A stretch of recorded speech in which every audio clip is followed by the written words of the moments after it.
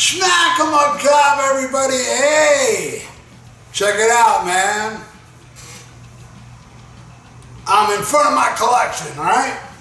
I've been making some videos. You already seen some videos of me and my collection.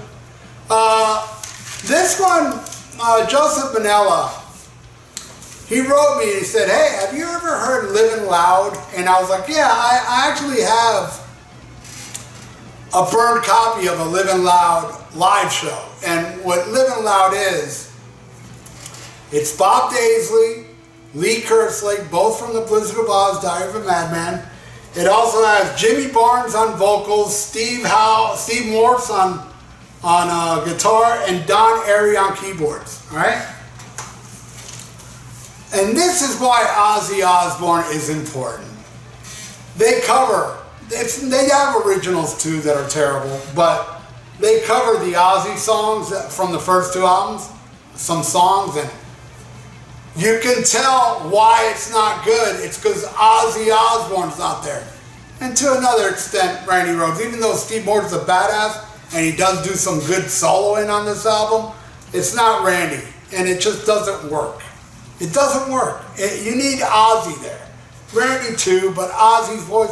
And this guy, Jim Barnes, not a bad singer. It just doesn't work. I don't think any singer would work. It has to be Ozzy. I know a lot of people out there are biased and you're disagreeing. You like the Living Loud, whatever. Ozzy's no talent and this and that. Fine. If you want to look at it that way, that's the way it is. But Bob Daisley, Lee Kerslake never did anything as awesome as they did with Ozzy. In my opinion. That's my opinion. Alright, so here we go. I'm going to review this crap. The first song is an original called Last Chance. And it starts okay, but when it gets to the chorus, it hits a roadblock. Not good. Alright, next, the first one of Ozzy, I don't know. It just sounds wrong. You know, Ozzy has that magic voice, man, in my opinion. And the song kind of sounds a little rushed, you know. It just doesn't sound so tight. Not good. Don't like it. Alright, next. Another original called Every Moment a Lifetime.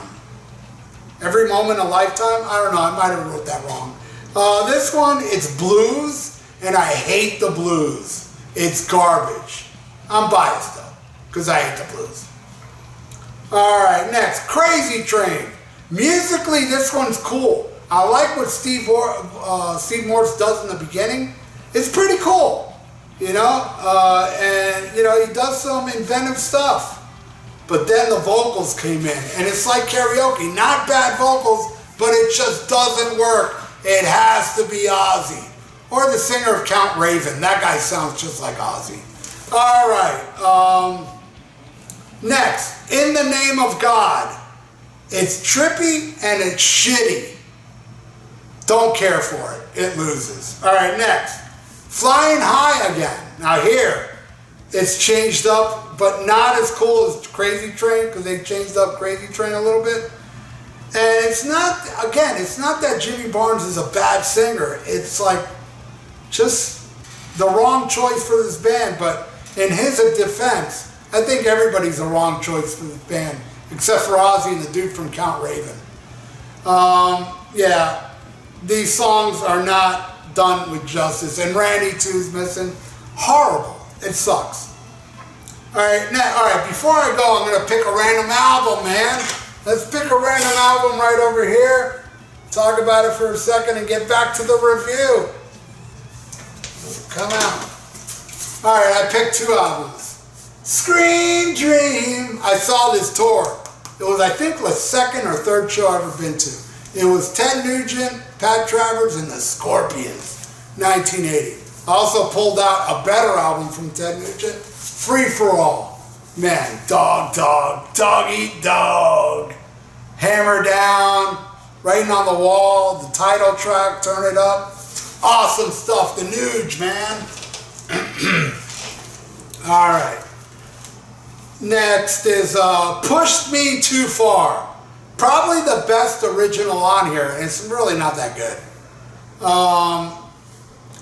And then we got, oh man, Mr. Crowley. This is Don Airey, man, and it starts with this boring keyboard solo before it gets into the intro of Mr. Crowley, which is the keyboard too. And oh my God, and then the song just, it may be the worst performance of an Ozzy song on here. And that's saying something because they're all bad. But Mr. Crowley is the worst. And also, it's missing Ozzy. Durr. All right, next. Tonight, my favorite Ozzy ballad, Butchered. Horrible. Fuck that song. Fuck that cover. All right, next. Walk Away, Snooze Fest. Would have been better with Ozzy. And that's not even an Ozzy song. All right, then we ended with Over the Mountain. You know, good thing this is the last song, because if I heard one more song from Living Loud, somebody dies. But yeah, that's it. I remember watching the DVD. I got it burned. I think it was my friend Carlos made me a copy. I watched it once and I never watched it again. And now listening to the album today, which is, I think, the same thing because this is a live performance.